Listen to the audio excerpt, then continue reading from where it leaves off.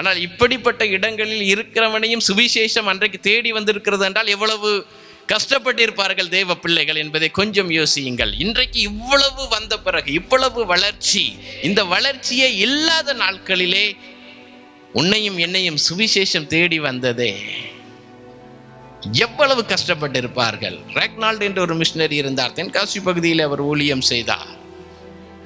அவருக்கு பசி எடுத்துட்டு அவர் போய் அங்கு இருக்கின்ற ஒரு குடிசை வீட்டிலே சாப்பிடுவதற்கு ஏதாவது தாங்கள் என்று கேட்கிறார். அங்கிருந்த பாட்டியம்மா கஞ்சி எடுத்துட்டு வராங்க. கஞ்சி எடுத்துட்டு வந்து அவர் கையை நீட்டுறாரு. கொடுங்கன்னா பாத்திரம் தரக்கூடாது, தீட்டு. பாத்திரத்தில் அவன் கைப்பட்டுச்சுன்னா தீட்டு. அவருக்கு சொல்றது புரியலை. லாஸ்ட்ல பாத்திரத்தை தர மாட்டேங்காங்க.